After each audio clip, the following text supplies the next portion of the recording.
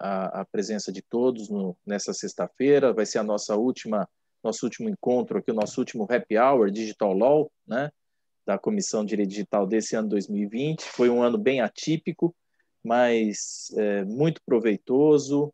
Nós tivemos aqui, passaram aqui pela nossa plataforma da Comissão de Direito Digital, vários palestrantes interessantíssimos, cada um com o seu ponto de vista, cada um com as suas qualidades profissionais, técnicas de docência. Então, foi um ano realmente diferente em todos os sentidos, né? Mas muito proveitoso, em que pese todas essas situações vivenciadas por nós, né? Foi um ano muito proveitoso e, graças a Deus, estamos aqui, né? Completando o ano, na participação de todos vocês, que sempre abrilhantam ainda mais os eventos realizados pela comissão, pela OAB aqui de Campinas. Então, quero agradecer imensamente todos vocês. Agradecer a doutora Luciana. A doutora Luciana é a vice-presidente da OAB aqui em Campinas. Em nome dela, eu estendo esse agradecimento a todos os diretores da OAB aqui de Campinas, o presidente Daniel, Paulo Braga, o Ivan, o Cláudio, que são todos queridos amigos e amigas aqui da OAB de Campinas. Agradeço também as meninas da secretaria, que sem ela nós não conseguimos realizar 1/3 dos eventos que nós realizamos esse ano, né? Carol, Bia, Andressa, Miriam, todas as pessoas aí que fazem o staff da OAB, né? Valéria está sempre ombreando aí a comissão comigo. Hoje nós vamos ter a participação aqui da Ana Cristina Olivari, que vai ser comentarista, que também é membro da comissão. Obrigado, viu, Ana, também por aceitar esse convite. Eu que agradeço, imagina. E o nosso agradecimento especial vai, obviamente, para o nosso palestrante de hoje, né? O Carlos Afonso, que é um profundo conhecedor não só dessa matéria questão do esquecimento. Nós participamos já de vários eventos, eu como ouvinte e o Carlos como palestrante, desde lá da época dos eventos realizados pela CGI, né, Carlos? Aqueles seminários de proteção de dados lá de 2010, se não me engano, né? Lá 2009, 2010. Essa parte a gente por aí, abafa. né? Lá junto com o Demi Guetio, e o Carlos sempre trazendo um conhecimento profundo sobre essas questões que envolvem o direito digital e o direito civil. A Valéria depois vai fazer a leitura do currículo do Carlos. E nós tivemos juntos também lá no STJ, naquele evento que teve lá no STJ, em que foi um excelente evento, que o Carlos também participou de um painel lá que o ministro Luiz Felipe Salomão, se não me engano, foi o moderador, né? Era o painel sobre memória e esquecimento, né, na internet, que foi excelente o debate desse painel também. Então, o Carlos é uma referência no assunto. Obrigado, viu, Carlos? É uma honra para a comissão e para a OAB aqui de Campinas tê-lo conosco e poder participar e ouvir as suas colocações sobre esse tema que nos é tão caro, né? E tão intrigante também, né?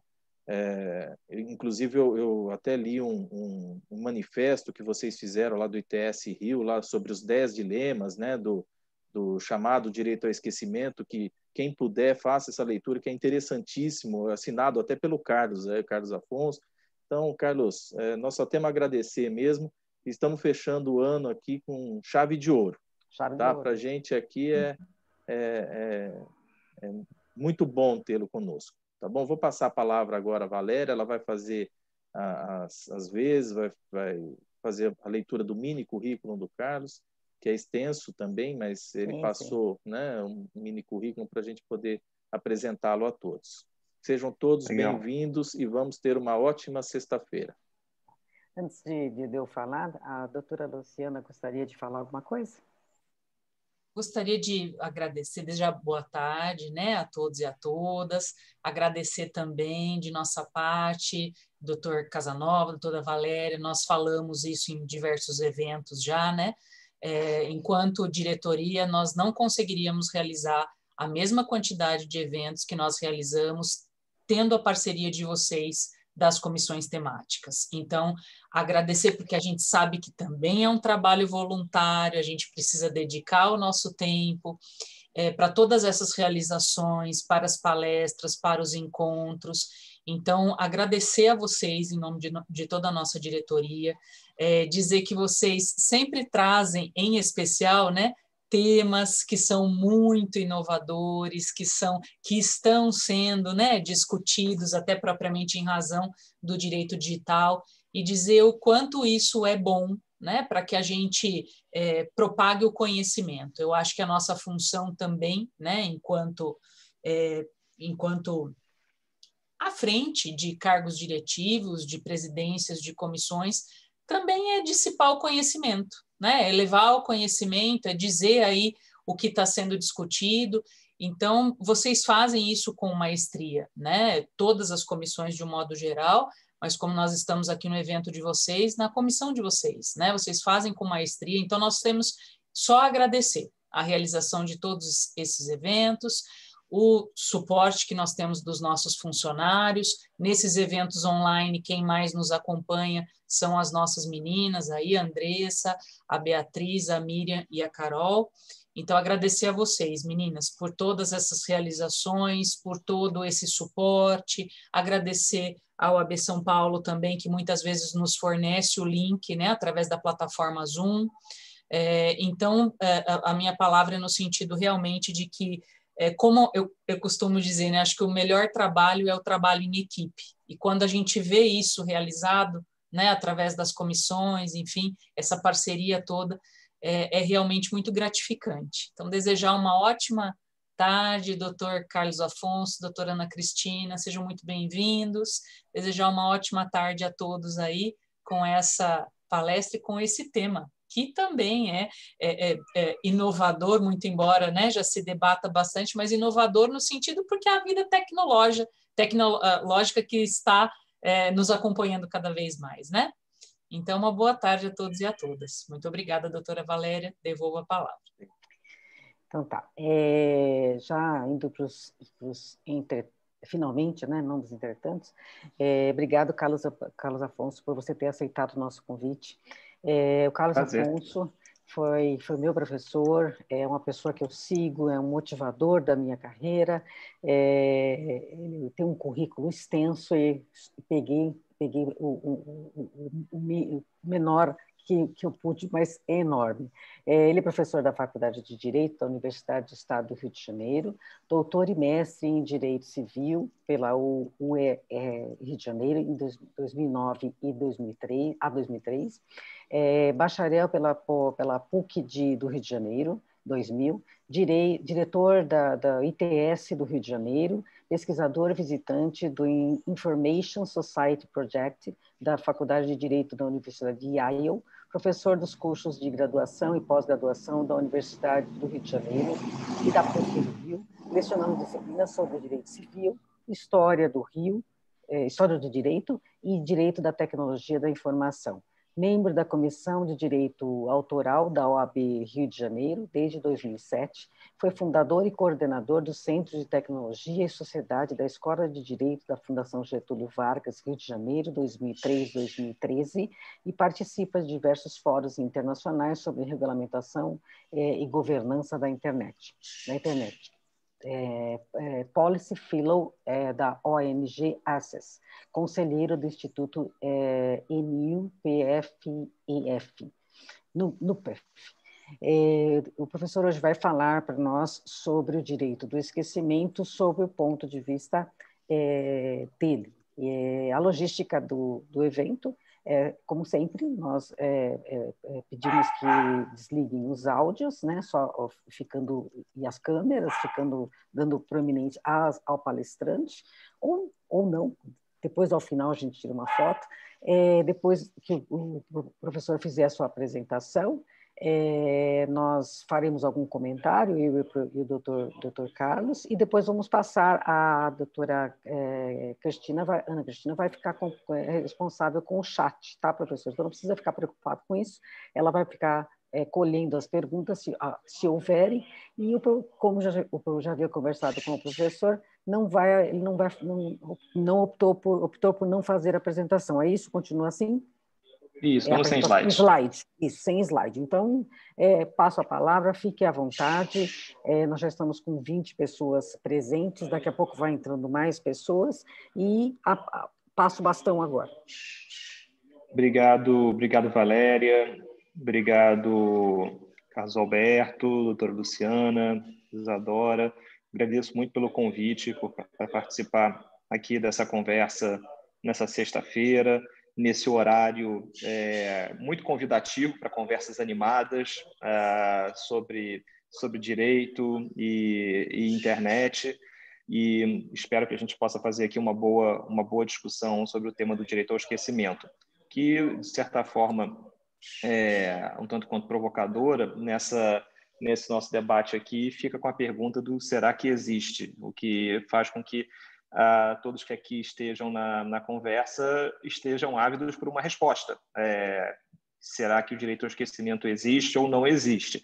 Bom, sem querer ficar dando grandes spoilers aqui, porque essa é uma resposta que, na verdade, é uma responsabilidade compartilhada pelas mais diversas cortes do nosso país e para uma análise muito mais expandida sobre o tema, queria fazer um rapidíssimo histórico de para onde vai essa discussão e qual é a minha porta de entrada dentro desse debate.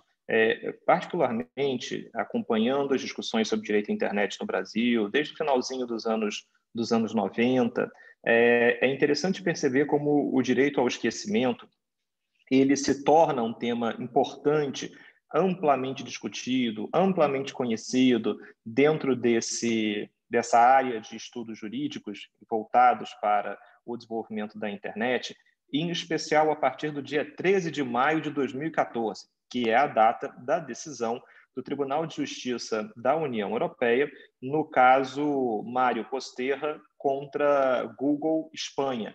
Esse é um caso de um cidadão espanhol que conseguiu uma decisão que fizesse com que a empresa Google, como buscador na internet, desindexasse alguns resultados que apareciam quando se procurava pelo nome dessa pessoa na busca do Google. Especificamente, incomodava muito esse senhor um aviso de execução de um imóvel seu para pagamento de dívidas no passado, que havia sido publicado no jornal La Vanguardia, que é um jornal, enfim, importante da Catalunha. Esse jornal ele foi digitalizado, com isso o acervo foi parar na internet e o seu nome passou a ser encontrado nesse resultado de busca do passado. Argumentava esse cidadão que ele, enfim, não mais devia nada, que a proeminência com que esse resultado aparecia na internet não era condizente com a sua vida atual, o seu estado atual, e que aquilo trazia danos para ele. Dentro desse contexto, o debate na Europa se deu muito dentro de um contexto de proteção de dados pessoais e se discute os contornos desse chamado direito ao esquecimento na Europa, dentro dessa ancoragem com direito à proteção de dados, especialmente porque o Regulamento Europeu de Proteção de Dados, o GDPR, traz um dispositivo em um capítulo específico chamado o direito a ser esquecido. Então, esse tema aparece contemplado na legislação europeia atualmente. Bom, dito isso, acho importante a gente pensar nesse marcador de 2014, porque de lá para cá a gente escuta falar muito sobre o direito ao esquecimento. E me parece, e aqui já entrando num ponto mais crítico, que pessoalmente vejo nesse debate, é que o direito ao esquecimento ele não foi construído na largada como uma categoria jurídica. Ele parece, e aqui eu faço das palavras da ex-relatora de liberdade de expressão da OEA, Catalina Botero, que diz que o direito ao esquecimento não é uma categoria jurídica, é uma categoria emocional. Porque o direito ao esquecimento, conforme hoje definido, e a pergunta é como é que ele se define, ele parece atender aos mais diferentes anseios que nós temos por um certo controle com relação a informações que nos digam respeito. E sendo pessoalmente muito crítico aos desenvolvimentos do chamado direito ao esquecimento, um ponto que sempre me preocupa é procurar entender por que o direito ao esquecimento, especialmente a partir de 2014, se tornou esse frenesi, se tornou esse ponto de aglutinação dos mais diversos interesses, das mais diferentes demandas, que em algum momento entenderam que era melhor que elas se vestissem de direito ao esquecimento, que petições seriam aceitas de uma forma mais vantajosa se o meu argumento fosse por direito ao esquecimento e não por direito à privacidade ou à proteção de dados ou à honra ou à imagem. Então, eu acho que, independentemente de que lado nós estejamos da resposta, se o direito ao esquecimento existe ou não, me parece que há uma reflexão muito necessária que nós precisamos fazer para entender um fato que conteste, que é o fato de que o direito ao esquecimento se tornou algo muito poderoso, um argumento jurídico que aglutinou os mais diversos interesses. E aí, já adiantando uma crítica que faço ao atual estado do debate, me parece que justamente por ser uma categoria muito ligada a aspectos emocionais, o direito ao esquecimento tem falhado nas cortes que o aplicam em encontrar uma definição mais sólida, mais robusta, que evite um certo fenômeno de eclipsar outros direitos da personalidade, em especial aqui, imagem, honra e privacidade. E isso me parece uma questão preocupante, porque por ter justamente essa carga emocional, o direito ao esquecimento pode comunicar coisas muito diferentes. Então, quando nós falamos em direito ao esquecimento, minha grande pergunta é sobre o que nós estamos falando.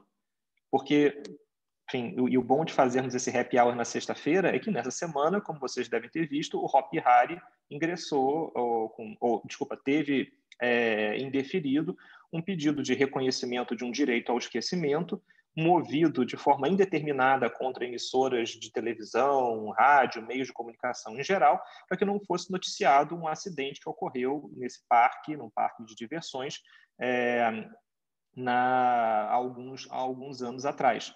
Esse pedido foi indeferido, o magistrado entendeu que, primeiro, o pedido era genérico demais, segundo, que pessoas jurídicas não têm direito ao esquecimento. Então, já me pareceu uma questão aqui importante. Nós começamos a ver uma situação curiosa. E aí, deixa eu puxar um pouquinho pelo histórico. Hoje em dia, nós reconhecemos que pessoas jurídicas têm direitos da personalidade. Essa é uma construção típica da metade dos anos 90, em que foi se trabalhando, foi se reconhecendo a hipótese de que certos direitos da personalidade não eram típicos de pessoas naturais, mas poderiam também ser detidos por pessoas jurídicas. Em especial, o direito à honra e o direito à imagem foram os primeiros da fila dos direitos da personalidade a serem reconhecidos pelos nossos tribunais como também sendo possíveis de serem titularizados por pessoas jurídicas. O direito à honra, inclusive, bifurcado num aspecto de honra objetiva, na ideia de que uma pessoa jurídica não tem honra subjetiva, ou seja, uma pessoa jurídica não sente sofrimento, não entra em crise por alguma questão que poderia ter abalado a sua honra num aspecto subjetivo, mas o aspecto objetivo, sim, e nós temos diversas decisões judiciais que, a partir dos anos 90, vão reconhecendo a tutela de direitos da personalidade a pessoas jurídicas, em especial honra e imagem. É interessante ver que o direito ao esquecimento ganha tanta tração nessa segunda metade dos anos 10 desse nosso século, que já começam a chegar às cortes pedidos de direito ao esquecimento de empresas. Ou seja, quase como que reconhecendo que o direito ao esquecimento é mais um direito da personalidade, é mais um direito que pode ser titularizado por todos. E, pelo menos nesse caso do Hopi Hari, encontrando ali já uma trava que me parece importante. Mas, enfim, quis fazer esse rápido percurso histórico só para a gente entender como o direito ao esquecimento vem se tornando cada vez mais um tema de grande apelo. E esse grande apelo do direito ao esquecimento me parece que vem justamente do fato de que a internet, nas últimas 2 décadas, fez com que informações pessoais nossas começassem a ser livremente compartilhadas, acessadas, tratadas, sem o nosso consentimento, até mesmo sem o nosso conhecimento, e que isso começa a gerar uma certa intranquilidade para nós todos que vamos aprendendo a viver na sociedade da informação. É sempre bom lembrar, a sociedade da informação não vem com um manual de instruções com o qual você sabe o que você vai ali cumprir e com base nisso você está devidamente compliant com a sociedade da informação. Nós todos vivemos as dores de aprender o que é viver num momento em que nossas informações são livremente compartilhadas, livremente acessadas, e talvez o direito ao esquecimento seja uma resposta até mesmo natural que o direito acaba criando para tentar colocar um pouco de ordem na casa, para tentar fazer com que as pessoas tenham um pouco mais de controle sobre as suas informações pessoais. O problema é, essa resposta que eventualmente o direito esteja dando, ela está sendo feita de uma forma pouco ordenada, pouco organizada. E justamente ligado a sentimentos muito fortes de cada um, o direito ao esquecimento vem sendo construído de maneira completamente díspare. Alguns vão dizer que o direito ao esquecimento é o direito que cada um tem de controlar o seu passado e de decidir quais informações podem ou não ser divulgadas. Bom, se o direito ao esquecimento for definido em bases tão egoístas como essa, nós teremos problemas e teremos que trabalhar com toda uma série de exceções a essa eventual tentativa de controle do passado. Mas será que o direito ao esquecimento pode ser algo diferente? Será que desindexação de buscas na internet é a mesma coisa do que a remoção de uma eventual postagem em rede social que cause dano a uma pessoa? Será que eu preciso chamar isso de direito ao esquecimento para conseguir ter reconhecido o pleito que eu possa fazer para retirar algo da rede social ou para retirar um resultado de busca? Bom, dito isso, e sem querer tomar muito tempo aqui nessa fala, eu tenho, nos últimos anos, feito versões cada vez mais atualizadas de uma fala que eu gosto de chamar sobre 10 dilemas do direito ao esquecimento, que já fiz em alguns seminários, em alguns eventos. É uma fala que, inclusive, é facilmente encontrada na internet, no YouTube tem, enfim, pelo menos ali uma ou duas versões dela do passado. E acho que eu vou repetir aqui rapidinho alguns desses dilemas, não vou aqui ficar exaurindo todos esses pontos, mas acho que eles são importantes para a gente gerar um debate ampliado sobre o chamado direito ao esquecimento. Então, primeiro ponto que me chama a atenção aqui é a definição do direito ao esquecimento. E como nós já falamos, me parece que o direito ao esquecimento tem falhado em ser apresentado com contornos bem definidos. Mas antes disso, um ponto me incomoda bastante na definição do chamado direito ao esquecimento, que é o seguinte: direito ao esquecimento me parece uma falsa promessa, porque esse direito ele carrega em si algo que é, na verdade, o efeito da sua concessão. Ou seja, o direito ao esquecimento promete para o titular desse chamado direito o esquecimento alheio com relação a algum fato. E nisso nós temos um sério problema, porque nenhuma ordem judicial tem o condão de fazer com que a sociedade se esqueça de um fato, que terceiros se esqueçam de um fato. Às vezes até ocorre o contrário. Quando se ingressa com uma ação judicial ou quando se move as engrenagens do direito para que uma determinada informação desapareça, é aí justamente que todo mundo passa a saber daquele determinado fato.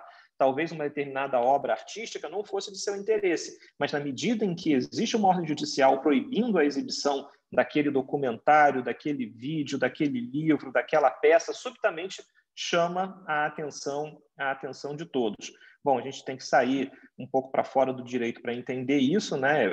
Freud, que na largada vai dizer que a proibição é a condição do proveito, é a condição do gozo, mas, enfim, já não vou entrar aqui em grandes análises psicanalistas, porque, enfim, certamente não tenho chancela para isso. Mas é interessante perceber que, quando se tem fatos em que o direito ao esquecimento ele é efetivamente reconhecido, autorizado em uma dada ordem judicial, dali decorrem dois efeitos. Primeiro, uma promessa que pode ou não ser cumprida, nenhuma ordem judicial consegue automaticamente gerar o esquecimento, e segundo, pode também gerar esse efeito, que é um efeito que costuma se chamar de efeito Streisand. Efeito Streisand, enfim, em homenagem a Barbra Streisand, a atriz, produtora, cantora americana, que procurou retirar da internet uma foto de sua casa, e na medida em que ela procurou retirar da internet uma foto da sua casa, as pessoas, enfim, logicamente se interessaram em saber o que há de errado com a casa da Barbra Streisand e começaram a repostar fotos da casa dela nos mais diferentes meios, nos mais diferentes lugares. E hoje em dia é muito fácil, inclusive, você acessar fotos da casa da Barbra Streisand na internet. Então, ela acaba servindo como a madrinha desse efeito chamado efeito Streisand. Ou seja, você acaba chamando mais atenção sobre aquilo que você procurava esconder, remover, ocultar. Então, aqui me parecem já surgir dois dilemas para o direito ao esquecimento. O primeiro, um dilema de definição, é uma promessa que não pode ser cumprida, e segundo, uma questão de um efeito que pode acontecer de chamar mais atenção sobre um determinado fato, indo contra, inclusive, a vontade da pessoa. Um terceiro ponto que chama atenção é a própria arquitetura da rede. A internet é uma rede feita para se lembrar das coisas, para que as informações sejam resilientes. A própria arquitetura da internet, se a gente voltar à estrutura da rede, a internet é uma rede de redes. Ela é feita para que, se uma parte da rede for afetada, for desligada, as demais partes da rede possam funcionar normalmente. É uma rede descentralizada justamente para que ela possa continuar a operar mesmo em situações de ataque, de pane, de desligamento de partes da rede. Então, a internet é uma rede de lembrança, é uma rede de memória. E é curioso falar isso porque nós ainda estamos desenvolvendo formas de arquivologia que possam tornar a memória na internet mais robusta. E esse é um ponto importante, especialmente quando a gente migra para redes sociais ou outras plataformas fechadas. Aquilo que nós postamos, aquilo que nós contribuímos pode, enfim, sumir da noite para o dia, a depender, enfim, da vontade de uma ou outra empresa que opera aquela plataforma, que opera aquele aplicativo. Muito da nossa saída da World Wide Web e o ingresso no mundo dos aplicativos faz com que a memória da internet como um todo seja algo que nós precisamos pensar com um pouco mais de carinho. Mas eu estou indo longe.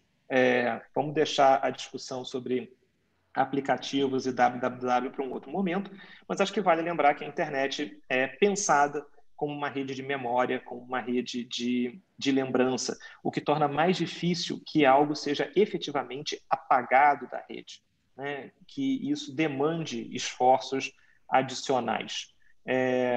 Um quarto ponto aqui que chamaria atenção é, quando se pensa no chamado direito ao esquecimento, é uma certa privatização da análise da ilicitude. É uma ideia de que você acaba fazendo com que os provedores tenham que decidir se determinado conteúdo merece ou não ser esquecido. E a própria decisão europeia legitima isso.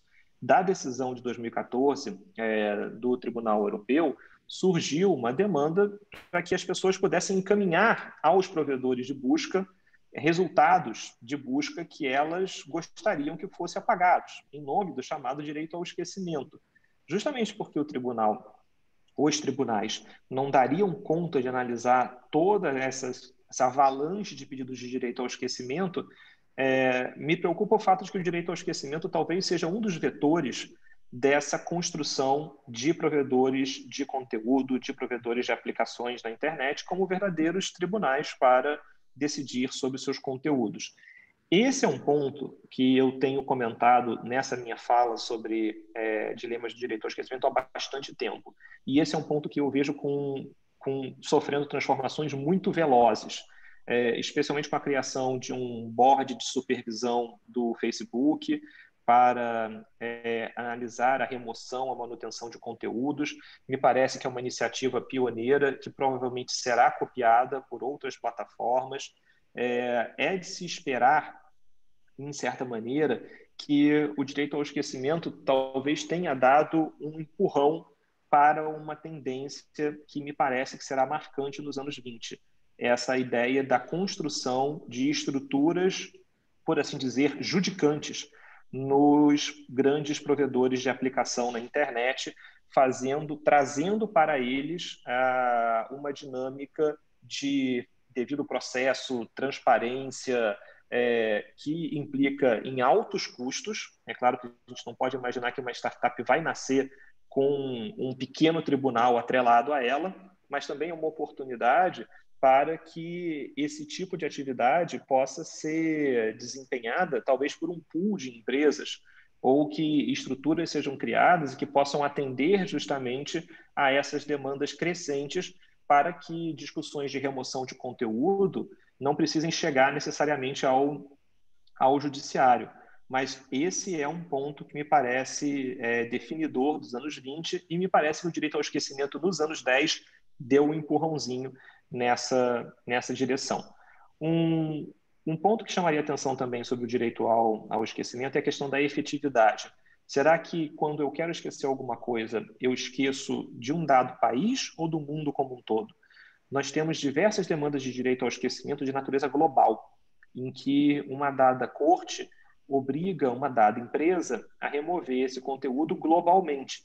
E esse é um ponto cada vez mais importante. Nós já vimos esse debate no Brasil, na discussão do inquérito das fake news no Supremo Tribunal Federal, e nós vemos esse debate constantemente nos tribunais de justiça dos estados, em que os demandantes pedem que determinada empresa remova do google.com ou da plataforma global da rede social. Então, esse é um ponto que me parece especialmente importante. O Tribunal de Justiça da União Europeia limitou o exercício do direito ao esquecimento europeu aos limites a fronteiras europeias. Esse foi um grande debate que chegou a esse ano e que se acabou definindo a noção de que o direito ao esquecimento da Europa fica na Europa. Então, quando um tribunal europeu obriga a remoção em nome do direito ao esquecimento, essa remoção deve se dar apenas nos confins do bloco regional, não do mundo todo. Qual é o problema aqui? A minha discussão é uma discussão de liberdade de expressão, porque a gente sabe que na Tailândia você não pode criticar a família real. Na Rússia, existem sérias restrições à propaganda gay, ao que se chama, né, na regulação russa, propaganda gay. E por mais controvertido que sejam ambas as situações. A minha preocupação aqui, e esses não são dois casos de direito ao esquecimento, mas são casos de liberdade de expressão. O que aconteceria se um juiz da Tailândia pudesse obrigar que comentários críticos à monarquia tailandesa saíssem do ar não apenas na Tailândia, mas também no mundo inteiro? Ou que um juiz russo pudesse aplicar a controvertida regulação russa para o mundo inteiro? Nós acabaríamos nivelando a liberdade de expressão no mundo todo pelo seu nível mais baixo. E esse é um ponto que me preocupa com o chamado direito ao esquecimento, além de falar da invasão aqui em jurisdições alheias, nos quais um determinado conteúdo pode não ser ilícito. Eu chamo a atenção, tem uma decisão que eu gosto muito do Tribunal de Justiça do Estado de São Paulo, em que o magistrado diz, olha, eu não posso obrigar esse conteúdo a ser desindexado para fora dos limites da internet no Brasil, porque eu não sei se esse conteúdo na Colômbia ou na Alemanha é ilícito. Então, esse é um desafio também para os juízes, para os tribunais, num debate sobre o alcance global do direito ao esquecimento. Bom, já caminhando para o final, tenho só 4 pontos muito rapidinhos aqui. Primeiro, me preocupa com o direito ao esquecimento, em especial quando ele analisa buscadores.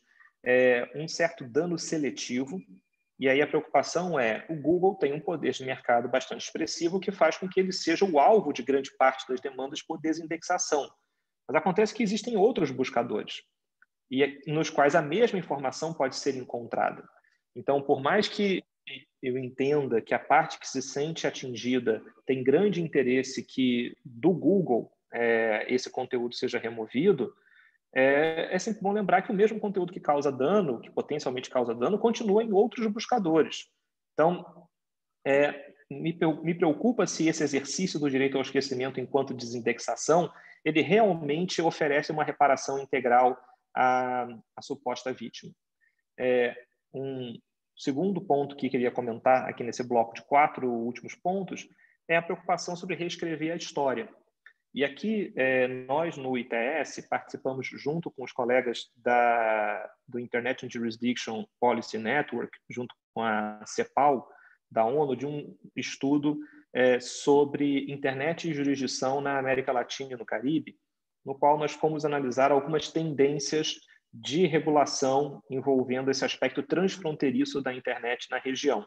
E chamou muita atenção nas entrevistas que fizemos com especialistas, na análise de legislação dos países, como o direito ao esquecimento ele desembarca na América Latina em 2014, considerando questões de internet, e essa mensagem ela é absorvida de forma muito distinta do que aconteceu na Europa.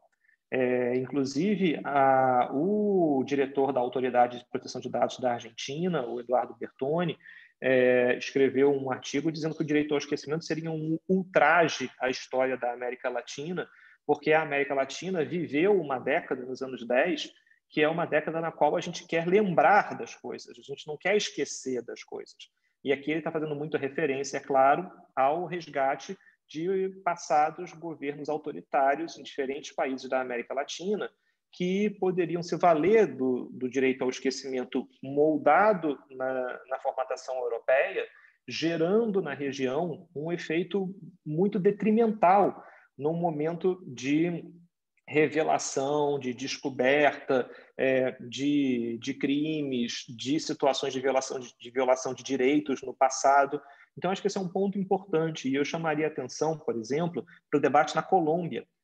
A Colômbia acabou de passar por um processo traumático de encerramento de um processo de guerra civil, no qual as Farc se tornaram um agente político e a decisão sobre anistia àqueles que cometeram crimes durante esse período de enfrentamento absolutamente rachou a sociedade colombiana de forma bastante polarizada, bastante séria.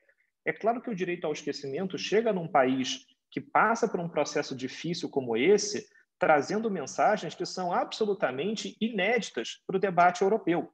Então, eu chamaria a atenção aqui, e fica um apelo da minha parte, para que a gente possa ter um pouco de cuidado com a importação automática de soluções encontradas em outros países, seja na Europa, nos Estados Unidos ou em que outro país for, mas entender as peculiaridades da nossa região e entender as peculiaridades do nosso país como um todo. E me parece que, no caso do direito ao esquecimento, nós tivemos muito como que uma corrida ao ouro, a esse resultado, dizendo se a Europa já disse que tem direito ao esquecimento nesses moldes, por que aqui não vai ter? Bom, porque talvez a gente esteja num momento de transformação histórico-jurídica que pode ser diferente. Então, acho que é importante levar em consideração esse ponto. 2 últimos pontos para terminar. O meu penúltimo ponto é uma preocupação sobre como o direito ao esquecimento pode fragilizar a liberdade de expressão em diferentes maneiras. E aqui me preocupa, em especial, os efeitos de uma decisão do STJ que concedeu o direito ao esquecimento a uma promotora envolvendo um concurso para a magistratura aqui no estado do Rio de Janeiro. Existia ali uma alegação de suposta fraude nesse concurso. Esse caso foi levado ao CNJ, entendeu-se pela não anulação desse concurso, até porque os aprovados já estavam exercendo a magistratura, mas é muito interessante esse caso porque o STJ concede o direito ao esquecimento a essa promotora e a todo momento o STJ diz: esse é um caso excepcional, esse é um caso que tem circunstâncias excepcionais.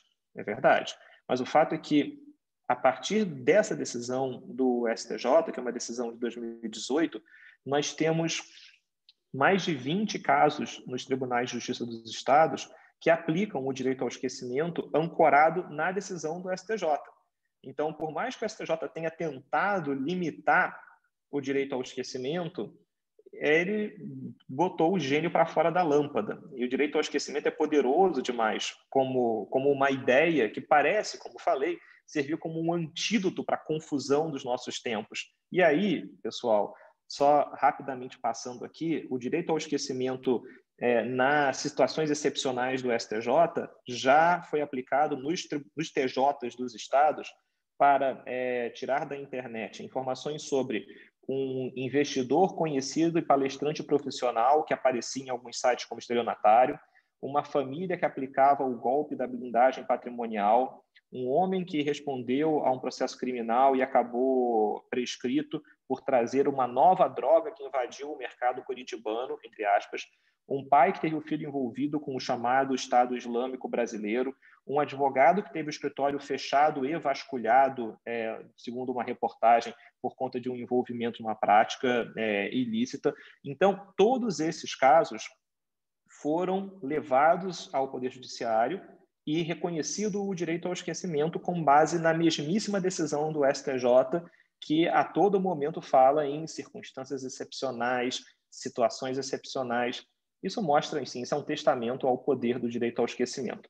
E aí eu termino, pessoal, só dizendo sobre esses meus 10 dilemas do direito ao esquecimento, que talvez um dilema importante seja o fato de que nós não temos uma positivação do direito ao esquecimento na nossa legislação, ou pelo menos não uma positivação direta, o que faz com que a defesa do direito ao esquecimento precise buscar argumentos mais gerais, como a proteção dos dados pessoais, ou mesmo a proteção da privacidade nos contornos constitucionais. E aí, nesse ponto, eu faço só uma lembrança, alguns enquadramentos do direito ao esquecimento procuram alicerçá-lo no Marco Civil da Internet, especialmente no artigo 7º, inciso 10º. O artigo 7º, inciso 10º do Marco Civil da Internet dá a todos nós o direito de, vou ler o artigo, tá? Exclusão definitiva dos dados pessoais que tiver fornecido a determinada aplicação de internet, a seu requerimento, ao término da relação entre as partes. Ou seja, eu estou falando aqui de uma hipótese de apagamento de dados pessoais quando do término de uma relação contratual. Então, eu sou cliente de uma empresa de TV a cabo ou de uma empresa de telefonia celular, eu resolvo migrar para uma outra empresa, eu posso solicitar a essa empresa antiga, com a qual eu tinha um contrato, que todos os meus dados sejam apagados, porque eu não quero mais receber telemarketing, não quero receber oferta, não quero receber nenhuma comunicação dessa empresa com a qual eu acabei de encerrar um contrato. Isso não me parece um direito ao esquecimento. E chamar esse dispositivo de direito ao esquecimento talvez seja uma prova de que estamos todos atrás de uma âncora para esse barco do direito ao esquecimento encontrar um pouso, um porto na legislação brasileira. Mas não me parece que esse porto exista de forma direta. E um ponto importante com relação a esse tema é o fato da própria LGPD não ter trazido um dispositivo igual ao dispositivo europeu. Se o legislador da Lei Geral de Proteção de Dados quisesse positivar o direito ao esquecimento, era simples, era só reproduzir o artigo que existe no GDPR europeu. Isso não foi feito. O que me parece que o direito ao esquecimento, então, no Brasil, ele continua a sua trajetória de evolução jurisprudencial e que eu vejo com uma especial cautela justamente por esse fator, por esse impulso expansionista desse conceito não muito bem definido, que pode acabar prejudicando a aplicação de direitos já consolidados, já estabelecidos há bastante tempo, como privacidade, como honra, como imagem. Como professor de direito civil, me preocupa muito o direito ao esquecimento se tornar essa esponja que vai absorvendo os outros direitos, ancorados num gatilho muito mais emotivo, que varia de processo a processo, de caso a caso, e que a gente continue no escuro tentando arrumar uma definição que englobe tudo isso. Não me parece que o Brasil esteja num bom momento com relação a esse tema, ao contrário, me parece que a gente, hoje em dia, observa o direito ao esquecimento sendo aplicado das maneiras mais distintas, tudo é direito ao esquecimento, até remoção de postagens é direito ao esquecimento. Então, acho que, se não mais por nada, espero que essa minha fala aqui ajude a gente a refletir um pouquinho mais sobre o que entendemos como direito ao esquecimento e pensarmos em como a proteção da pessoa humana na internet, no uso das novas tecnologias pode ser cada vez mais aperfeiçoada. Aqui não vai, da minha parte, pessoal, não necessariamente algo que possa parecer como contrário à evolução da doutrina e da jurisprudência numa direção de eventualmente reconhecer um direito ao esquecimento. Mas me parece que, caso isso venha acontecer, nós estamos longe ainda de fazer um bom trabalho para entender do que nós estamos falando, como isso pode ser aplicado. E, de novo, como professor de Direito Civil, me preocupa trabalharmos com categorias tão incertas, porque se hoje elas podem parecer muito benéficas para nós, amanhã elas podem nos ser muito prejudiciais. Direito trabalha com certeza, direito trabalha com coerência, direito trabalha com precisão conceitual. Me preocupa muito que um dos nossos, entre aspas, direitos favoritos, quando trabalhamos com temas de direito à internet, não tenha nada disso. Bom, Valéria, Carlos Alberto, vou ficar por aqui então, porque eu acho que eu já falei demais do que eu tinha prometido e espero que tenha sido útil aqui essa primeira intervenção. Obrigado, pessoal. Carlos, excelente, e é um tema de profunda reflexão realmente, né? E você traz de uma forma muito clara, muito objetiva, todas essas preocupações, e que também é uma preocupação nossa, né? Porque tem até um dos dilemas lá, que é a questão do como é possível decidir ex ante, né? Como é que o tribunal vai decidir uma situação que deve ser ou não esquecido, né? Que é um daqueles dilemas que você trata naquele artigo, naquele manifesto, né? Mas, inclusive, essa situação que você apontou, salvo melhor juízo, parece que chegou a ser questionado isso naquele painel do STJ, que o ministro Luiz Felipe Salomão, que foi o relator daqueles dois casos, da Aida Cury e da chacina da Candelária, salvo engano, você chegou a levantar essa preocupação lá nesse painel, né? Inclusive, o doutor Salomão, ele deu né? Ele tirou um pouco assim, ele achou que são situações distintas, mas é uma preocupação realmente, porque os tribunais seguem, né, as decisões proferidas pela corte, né, pelo STJ, no caso específico. Então, são temas. Essa palestra do esquecimento, já nós tivemos aqui na nossa comissão o Sérgio Branco, doutor Sérgio, que também trouxe esses questionamentos todos, e realmente a cada leitura e a cada palestra que a gente ouve sobre esse tema, a situação fica mais preocupante ainda, né, Carlos? E que a gente tem que ter muita reflexão realmente sobre essa temática. Mas muito obrigado por todas as suas ponderações, e realmente isso vai fazer a gente refletir ainda mais sobre essa questão do esquecimento aí, ou da desindexação, ou da efetividade dessa medida, né? Então, legal. Obrigado, viu? Valéria, você gostaria de fazer alguma? Seu microfone está desligado. Bom, eu sou suspeita, fui aluna do professor e colega Carlos Afonso, que tem uma clareza, uma facilidade para expor um tema tão delicado, mas que, no fundo, a impressão que eu tenho é que realmente a gente tem que ter muita cautela, realmente, como você nos reportou. E eu chego até a pensar, eu lembro que você comentou alguma coisa, e certas coisas na vida da gente carimbam, eu costumo dizer carimbam, quer dizer, ou seja, fica na minha memória, né? Então, um carimbo da minha memória. Então, já já uma demonstração de como é que a gente pode criar um direito que diz respeito à mente. Eu lembro que você comentou isso. Então, você querer que alguém esqueça alguma coisa é bem diferente de você desindexar. E aí, realmente, eu acho que aquele primeiro ponto que você tocou é fundamental, que é a definição e a conceituação do que é esse direito, se ele realmente é um direito, né? Porque ninguém pode me obrigar a esquecer alguma coisa.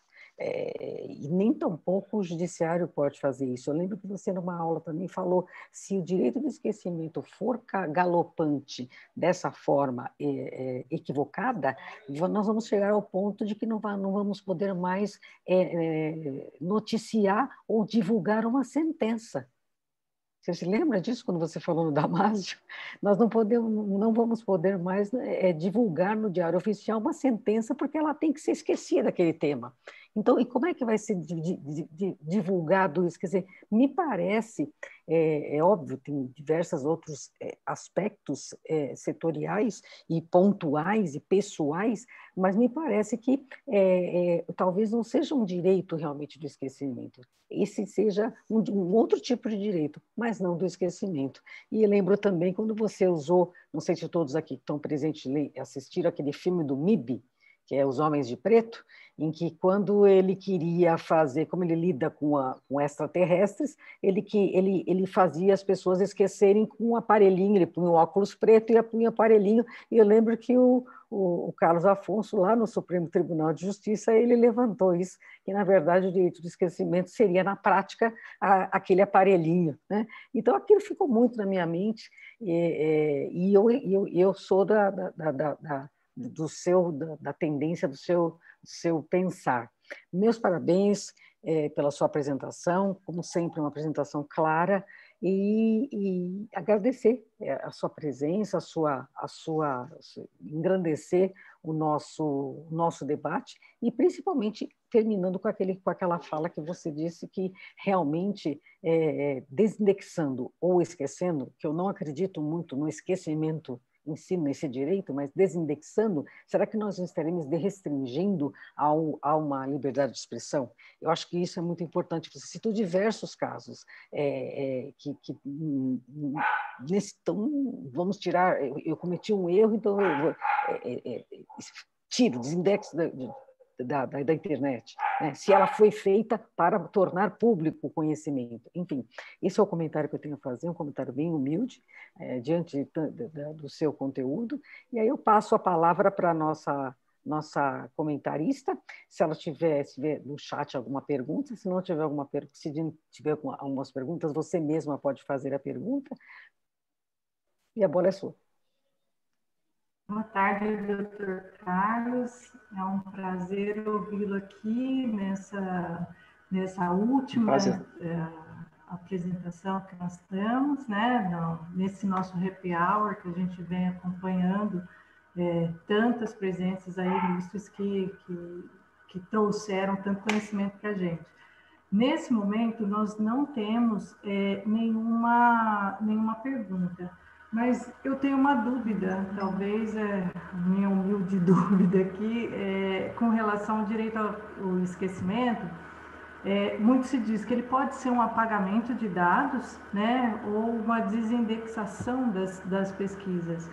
Mas é possível, no entendimento do doutor, é possível atrelá-lo, a esse direito ao esquecimento, agora com a LGPD, apenas aos casos em que não há a finalidade do tratamento, a adequação e a necessidade? O senhor acha que a gente poderia ver como uma categoria, como o senhor disse, que não é uma categoria jurídica, mas poderia aplicar-se apenas a essas circunstâncias, ou é muito mais amplo do que isso? Obrigado pela pergunta, Ana. Uma preocupação grande que tenho com o direito ao esquecimento é justamente essa forma de ancorar esse direito em uma determinada legislação ou em uma determinada concepção já estabelecida no ordenamento jurídico brasileiro. Então, por exemplo, algumas pessoas vão dizer que o direito ao esquecimento é um direito autônomo e que é um direito da personalidade, tal qual honra, imagem, privacidade. Então, o direito ao esquecimento seria um novo direito da personalidade. É bom lembrar que o Código Civil, no capítulo de direitos da personalidade, não cria um rol exaustivo. Então, nada impede que, através da evolução doutrinária e jurisprudencial, ali eu tenha o reconhecimento de um novo direito da personalidade. Eu tenho sinceras dúvidas se essa é a melhor solução. Uma segunda solução é dizer, não é um direito da personalidade autônomo. Ele é uma derivação, ele é mais um direito daqueles direitos que tem o titular de dados dentro do contexto da Lei Geral de Proteção de Dados. Então, a LGPD traz uma série de direitos para os titulares, envolvendo o direito de confirmar o tratamento de dados, de acessar os dados detidos por terceiros, de apagar os dados detidos por terceiros, de fazer portabilidade desses dados e por aí vai. Então, a ideia aqui é que o direito ao esquecimento seria mais um desses direitos do titular de dados pessoais. Essa é uma construção que vem muito ligada à positivação europeia. A legislação brasileira não traz essa positivação. Então, isso, de novo, teria que ser uma construção feita pelo Poder Judiciário, ancorada pela doutrina. Mas qual é a dificuldade aqui?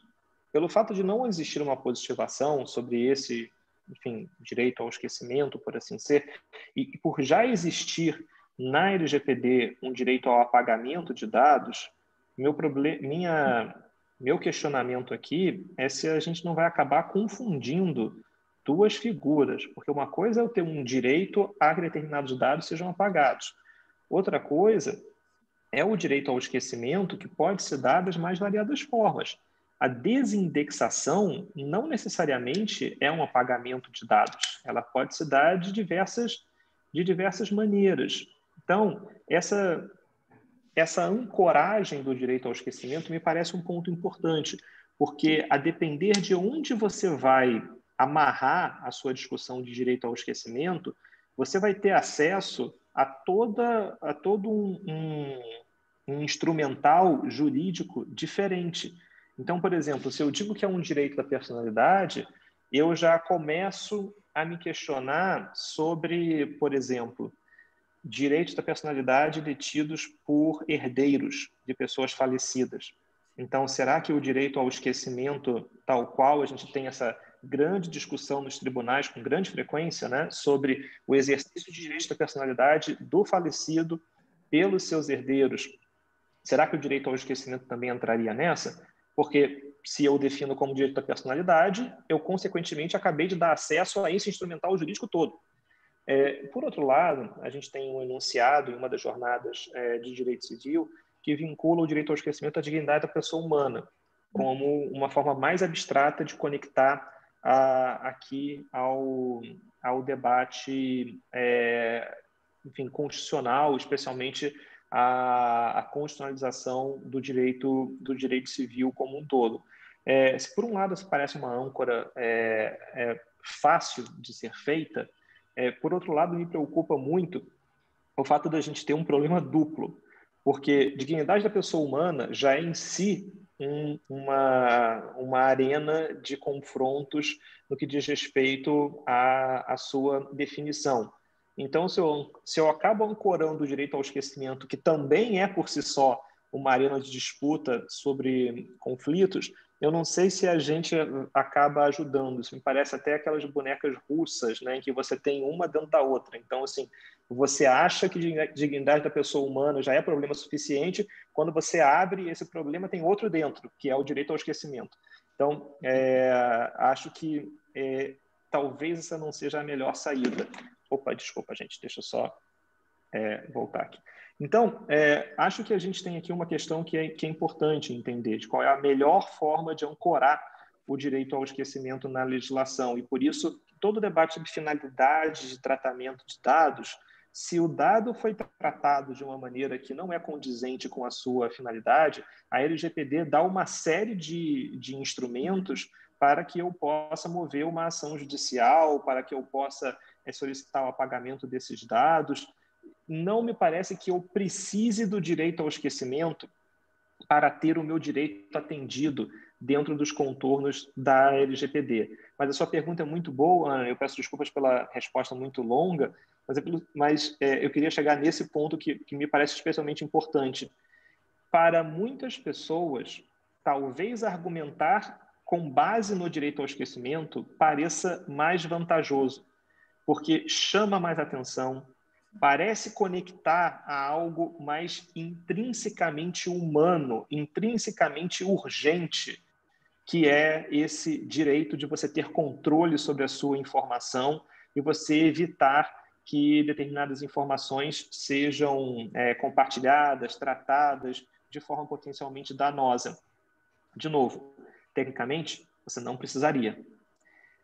Emocionalmente, sentimentalmente, em termos até comunicacionais, talvez chamar isso de direito ao esquecimento faça mais vista em uma determinada petição ou em uma determinada defesa. E esse é o problema do direito ao esquecimento, né? É algo que é chamativo demais, que parece essencial demais, mas, ao mesmo tempo, tão parcamente definido, o que traz em si uma série de discussões. Então, desculpa pela resposta longa, mas é nessa ambiguidade do direito ao esquecimento que me parece que reside a nossa arena de disputa. Ok, obrigada. Até na esteira daquilo que o senhor já comentou sobre a decisão do Hopi Hari, o senhor entende que é possível aplicar o direito ao esquecimento à pessoa jurídica ou não? Bom, eu estou, na verdade, até um passo atrás da decisão, né? Porque a depender de mim, a gente não chamaria de direito ao esquecimento o que por aí se chama de direito ao esquecimento. Mas eu vi que no chat tem uma pergunta sobre o fundamento da decisão. O fundamento da decisão acabou sendo 2. Primeiro, eu que perguntei, porque eu não estava sabendo. Opa! Não estava sabendo qual foi o fundamento. Primeiro, eu também concordo com você, não seria direito de esquecimento, mas qual foi o fundamento para negar? 2, o Hopi Hari entra com a ação indeterminado contra meios de comunicação, contra emissoras de televisão, rádio. Então, você tem na largada um pedido Talvez genérico. O problema tenha sido mais nem o mérito, né? Foi a técnica, né? Eu queria saber se tinha havido alguma discussão técnica. Mas o magistrado, não me lembro agora, ele vai além, ele ou ela vai além e diz que, além do pedido genérico, é importante esclarecer que Hopi Hari é uma pessoa jurídica e que o chamado direito ao esquecimento não poderia ser detido por uma PJ, por uma pessoa jurídica. Então, acho que é interessante porque esse argumento de titularidade também aparece. No caso do Hopi Hari. Esse é um argumento de mérito, né? Interessante. Sim. E nesse caso, inclusive, pode ocorrer até esse efeito Streisand, né, Carlos? Porque era uma situação que muitas vezes já estava até esquecida, vamos dizer assim, entre aspas, Sim. né? E eles levantaram a bola de novo sobre um fato que ocorreu lá em 2017, 2018, não sei quando, né? Faz bastante tempo. Sim, é verdade. Isso, né? 2012. Então pode até ocorrer aí um efeito contrário daquilo que é o esperado por eles, né? Sim, é verdade. E justamente abre um precedente enorme, por exemplo, as questões do nazismo, né? As questões históricas e políticas. Daqui a pouco não vai ter mais livro de história se continuar a utilizar o direito do esquecimento, quer dizer, a informação vai começar a não haver mais a informação, bem delicada, um dilema mesmo. Essa é a questão de reescrever a história, né? Pode ter uma reescrita dessa história, né? E uma história bem recente, né?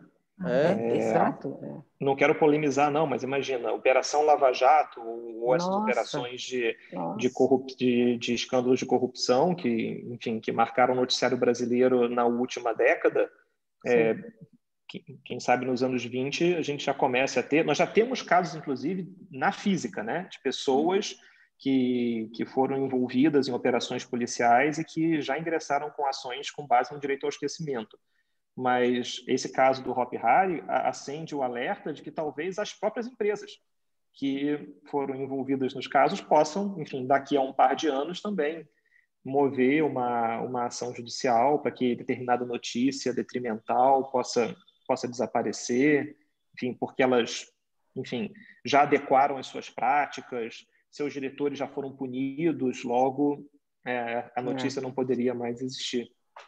Mas na sua opinião, você acha que como é que os juristas brasileiros, enfim, nossa jurisprudência, os nossos magistrados estão tendendo, Carlos Afonso?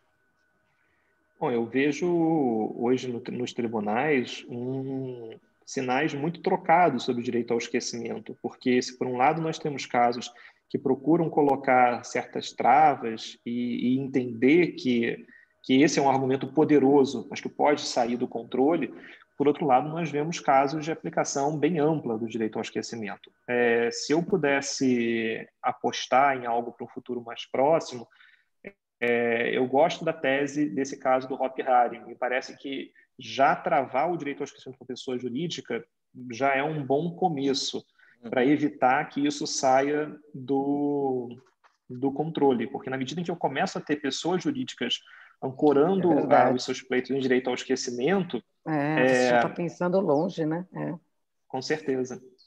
Do Lava Jato, por exemplo, numa questão, todo o pessoal já estaria envolvido e já pensando numa situação como essa, até por conta da marca, envolve uma série de... Uma coisa vai puxando a outra, é como você usa o termo se ancorar, né? Então, se ancorando, aí já pega uma legislação pré-existente e usa aquilo para pedir um direito ao esquecimento. É bastante perigoso, realmente, essa âncora que o pessoal tá partindo.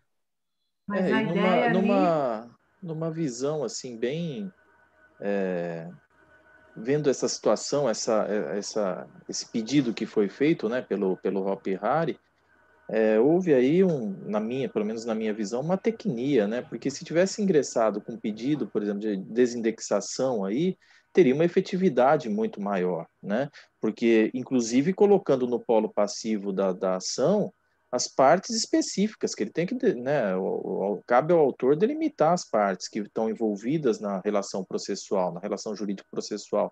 E ali não houve, né? Houve uma situação muito ampla, muito aberta, ele deixou, né, a questão muito aberta e o juiz acabou já detectando essa situação e já, né, e causa já até, decidiu de causa até plano ali.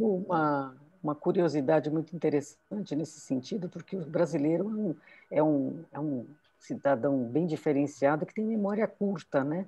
Então, como alguém já tinha falado, esse assunto já talvez tivesse esquecido. E por conta disso, por exemplo, hoje nós estamos lembrando de um fato que já aconteceu há um bom tempo, né? Bem perto da gente aqui. Teve bastante furor, foi falado e foi esquecido. E agora você trouxe esse julgado que, inclusive, o conteúdo é interessante. Você vê como... Né? Ana, eu acho que tem uma pergunta da doutora Tatiana aí, né? Sim. Vamos para as perguntas, porque senão também vai ficar... Vamos lá. Da doutora Verônica também, a doutora Verônica de Mônaco, ela pergunta: professor Carlos, diante de todas as dificuldades de conceituação e aplicação, você acha que o direito ao esquecimento poderia existir e ser aplicado em casos como de revenge porn e bullying? De novo, acho que você não precisa de direito ao esquecimento para isso. Sim. Casos de pornografia de vingança ou bullying que envolvem mensagens, conteúdos que são danosos na internet, possuem já suas avenidas para serem analisadas pelo Poder Judiciário, como ofensa à honra, ofensa à imagem, eventualmente ofensa à privacidade, à intimidade de uma dada pessoa. No caso, se envolver cenas de sexo e nudez não consentidas, o Marco Civil da Internet tem o dispositivo que garante que a notificação seja feita aos provedores e que, caso o conteúdo não seja removido, o provedor se torna corresponsável por esse conteúdo. Então, eu tenho aqui um típico caso do que se chama de notes and takedown, né? Notificação e retirada de conteúdo. Então, me parece que para esses casos já existe um instrumental jurídico próprio, mas, ao mesmo tempo, ele reforça o que eu comentei no comecinho da fala. Como o direito ao esquecimento é um argumento muito emocional, talvez ele pareça casar bem com uma situação como essa, que já é em si uma situação que traz muita dramaticidade ao julgador, porque se estamos falando de caso de bullying ou de caso de pornografia de vingança, são casos que vão mexer demais com a intimidade de uma pessoa, com conteúdos que, se continuarem a serem disponibilizados na internet, vão continuar a trazer muito transtorno para essa vítima. Então, o direito ao esquecimento parece prometer para essa vítima algo de extrema valia, que é a sociedade inteira vai se esquecer disso que te causa tanta dor, que te causa tanto sofrimento. O problema é, como a gente já está vendo aqui, que isso não necessariamente vai acontecer. Então, é importante, me parece que seria mais interessante que a gente tivesse uma jurisprudência cada vez mais consolidada sobre proteção da imagem, da honra e da privacidade na internet para esses casos de pornografia de vingança, de bullying, do que a gente criar uma nova figura jurídica para esses casos. Talvez isso gere mais confusão do que ajude nessas hipóteses. E aí, deixa eu só lembrar um ponto que o caso Alberto tinha comentado. Acho que vale lembrar também que, nesses casos de desindexação, existe um debate bastante aceso na jurisprudência sobre a necessidade de indicação da URL, ou seja, de indicação do endereço na internet debaixo da qual está o conteúdo ofensivo. E, no caso da desindexação, a indicação dos resultados de busca que pareçam ser ofensivos. E isso é importante porque o caso do Hopi Hari é justamente o oposto disso. É um caso que, enfim, o Hopi Hari, até onde... Bom, eu não vi a petição, tá? Então, eu só vi a decisão. Mas a decisão não comenta sobre, por exemplo, uma indicação de como deveria ser feita essa filtragem, como deveria ser feito esse bloqueio de conteúdos. Vai ser por palavra-chave? Hopi Hari, acidente? Então, tudo que envolver essas duas expressões não pode mais aparecer numa chave de busca. E eu queria chamar a atenção para esse ponto, porque eu acho que, caso nós cheguemos a um momento em que o direito ao esquecimento se torne algo amplamente reconhecido no judiciário brasileiro, ainda assim, nós temos um segundo desafio, que é um desafio que hoje ainda está muito abaixo do radar, que é o desafio sobre a forma de implementação desse, não vou dizer esquecimento, porque me parece um termo atécnico, tá? Mas essa forma de desindexação, de apagamento, de eliminação do conteúdo. Porque se nós formos utilizar palavras-chave, aqui eu já tenho um dilema, que é o judiciário vai ter que escolher qual é a palavra-chave. Ou é o provedor que vai ter que sugerir quais são as palavras. Porque a gente viu no caso do STJ, que o caso da Xuxa, no qual o direito ao esquecimento foi negado, a apresentadora havia indicado palavras que ela não queria que voltassem resultados de busca, né, envolvendo o nome dela, com alguns predicativos, com algumas qualificações. Muito provavelmente, casos julgados de direito ao esquecimento nos nossos tribunais não indicarão essa metodologia de filtragem. E, muito provavelmente, o próprio magistrado também não o indicará, o que faz com que esse dilema sobre para as empresas, que vão precisar decidir como é que elas vão dar cabo de uma ordem judicial que as obriga a eliminar uma dada informação. E aí a minha grande preocupação, e desculpa por voltar sempre ao mesmo tema, qual é o perigo de trabalharmos com categorias incertas? É o fato de que nós podemos, inclusive, nunca saber se o direito foi efetivamente atendido ou se a decisão foi efetivamente cumprida. Porque se a parte não diz o que ela quer que saia, especificamente, se o magistrado não dá critérios para a filtragem, e se a empresa se couber a ela escolher, me parece que a gente desce um degrau de complexidade, em que a gente abre uma nova discussão, que é a vítima vai entender que a forma de filtragem que a empresa adotou não foi a ideal, porque a página XYZ continua aparecendo. E aí a gente vai ficar num jogo de gato e rato que isso não vai acabar nunca, em que é ruim para as duas partes. É ruim para a vítima, que vai continuar permanentemente desatendida, e é ruim para as empresas, enfim, que potencial ré numa ação que nunca vai saber quando é que ela cumpriu já a ordem judicial. Tudo que você mais quer quando você tem uma ordem judicial que lhe é contrária é que você saiba o que você pode fazer para cumpri-la. E o que a gente mais vê em direito ao esquecimento é o justo oposto disso. Ordens judiciais genéricas que acabam gerando, enfim, esse mito de Sísifo, que você empurra a pedra até lá em cima e quando você chega lá e acha que cumpriu a decisão judicial, a pedra rola colina abaixo. Então, acho que a gente tem esse problema perigoso na implementação do direito ao esquecimento. Segurança jurídica também, né? Em última instância. Sim. A doutora Tatiana Ozaki, ela faz um questionamento sobre qual seria a opinião do doutor sobre o PL 4.418 de 2020, que prevê o direito ao esquecimento penal, para garantir que o nome de condenados não seja citado, de modo a dificultar a identificação da pessoa que cumpriu sua pena após 6 anos. Tatiana, eu preciso dar uma olhadinha no PL, porque eu não conheço os termos dele exatamente. A questão da ressocialização de condenados talvez seja a origem do que hoje se entende como direito ao esquecimento. A gente desenhou muito aqui essa conversa para direito ao esquecimento na internet, olhando os buscadores, olhando os casos que vêm a partir de 2014. Mas o dilema de ressocialização talvez seja uma raiz muito mais antiga desse debate, que agora se chama com essa roupagem de direito ao esquecimento. Me parece que criar estruturas que tornem mais fáceis a ressocialização de um condenado que já cumpriu sua pena são sempre bem-vindas.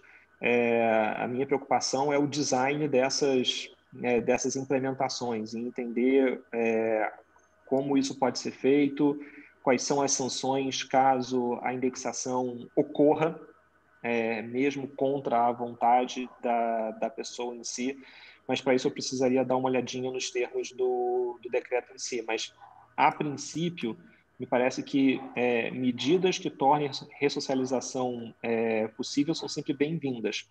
A minha preocupação é saber como é que a gente implementa essa finalidade que é, enfim, por todos desejada, sem que ela venha a implicar em restrições importantes ao acesso a conteúdos. E aí, nesse ponto, só pegando o gancho, a gente tem uma missão importante para o Poder Judiciário. Com a implementação da LGPD, cada vez mais nós vamos ver o Judiciário se tornando um agente importante na implementação da LGPD. E nós percebemos diversas vezes que, mesmo em casos de segredo de justiça, determinados elementos na decisão judicial entregam a identidade da pessoa. Então, existe aqui algo importante a se analisar, já que estamos chegando ao final desse ano tão desafiador, envolvendo o combate à pandemia. Eu gostaria de lembrar um caso, por exemplo, que ganhou alguma repercussão, em que um advogado ingressou com uma ação judicial para ser excluído de um programa de monitoramento de celulares. O que é uma ação em si que no caso, enfim, teria ali alguma até algumas imprecisões técnicas sobre a existência desse próprio programa em si, mas o fato é que ele tem concedido uma liminar para retirar o seu nome desse eventual programa de monitoramento de celulares. É um processo que corre em segredo de justiça, mas ao final da decisão judicial, o magistrado diz: então, concedo o pedido, por favor, a operadora, dá o nome da operadora, retire do programa de monitoramento de celulares o celular de número tal, tal, tal, tal, tal, atrelado ao CPF número tal. Ou seja, você acabou de identificar a pessoa. Então, são situações como essas que, enfim, parecem quase anedóticas nesse momento, mas que revelam um ponto de preocupação importante para o futuro, que é entender o Poder Judiciário como controlador de dados e entender o Poder Judiciário como tendo que aplicar todos os deveres de tratamento de dados previstos na LGPD. E isso não vai ser simples, porque a cultura de proteção de dados é uma cultura de informação no Brasil como um todo. E aí, muito da minha resistência ao direito ao esquecimento talvez venha do fato de que o esquecimento um pouco que atrapalha essa formação de uma cultura de proteção de dados quando ele vem com esse anseio que parece tão urgente, que parece tão essencial, quando a gente talvez precise de um pouco de cautela de entender onde nós estamos errando, como o Poder Judiciário pode melhorar, e esse trabalho não vai ser simples, não vai ser rápido, mas casos como esse revelam que nós temos um trabalho grande pela frente para entender a proteção de dados no Poder Judiciário, nos processos judiciais, na divulgação das informações sobre processos. Então, acho que, enfim, peço desculpas por um complemento da sua pergunta sobre ressocialização de condenados, mas me lembrei dessa dinâmica do Poder Judiciário que me parece importante também aqui na discussão de esquecimento olhando para o futuro.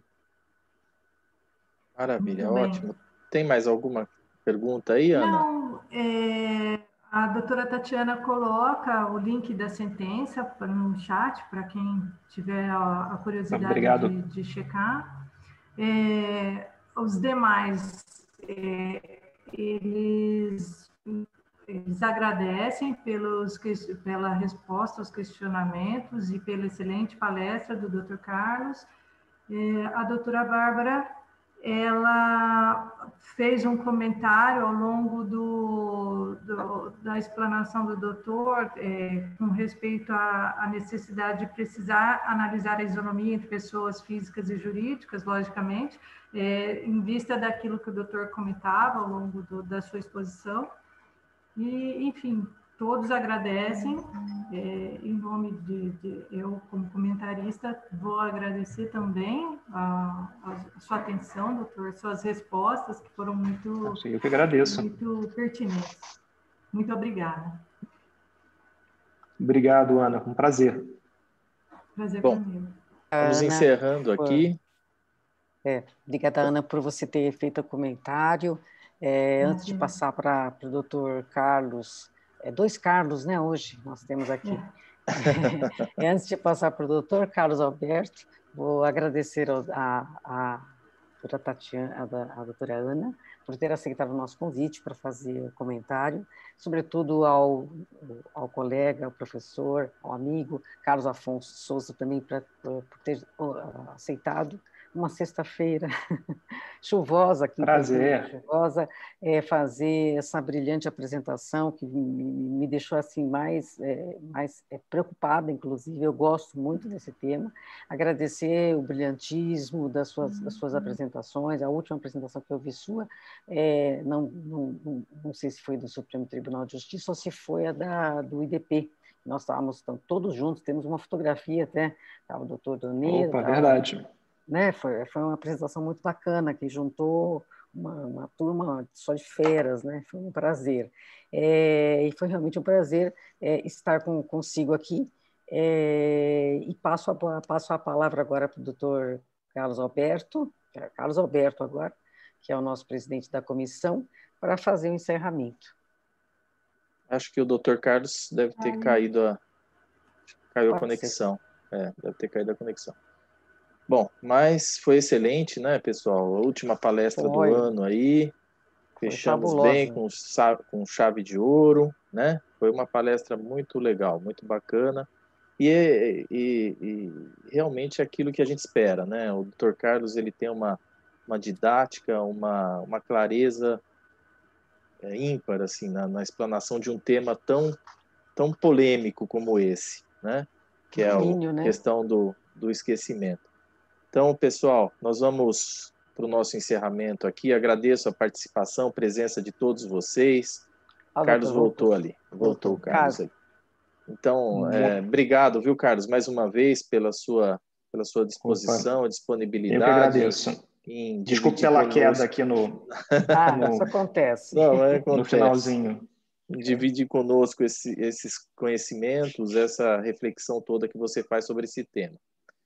Carlos, você quer convidar o pessoal que está presente? Quem tiver com câmera, quiser abrir a câmera para a gente tirar uma foto. Tem algum problema, Carlos? Aqui com o Dr. Carlos. Não, nenhuma. A imagem está autorizada. Aqui, vamos lá, pessoal. Esse Tatiana, evento é gravado, Jéssica, professor Carlos Afonso. Verônica, ele é gravado, Daiane, ele é colocado no canal do YouTube Maria Laura, da OAB Campinas. Maravilha. Marcela Fuga, doutora Renata Basso Garcia. Carol, você tira a foto aí? Tira a nossa fotinho. Obrigado, Carol. Pessoal, um bom final de semana. Um bom final de semana para todos. Se não nos ver, como hoje é o nosso último encontro, então talvez feliz entrada de ano, né, para todo mundo. Opa, bom final de ano, pessoal. E que a gente tenha aí um 2021 com muita energia, com muita saúde, né, na companhia dos nossos familiares, dos nossos amigos queridos, e que a gente possa, ano que vem, contar com a participação do Carlos Afonso para mais uma palestra aqui, presencial, se der certo, né, Carlos? Opa, podem contar. Sobre um tema aí que você... o tema fica em aberto aí para a sua escolha. Então, ótimo. Pessoal, bom Natal a todos, um bom final de semana. Um abraço, Fiquem gente. todos Tchau. na paz e até mais. Um abraço, pessoal. Tchau, gente. Obrigado. Tchau. Tchau.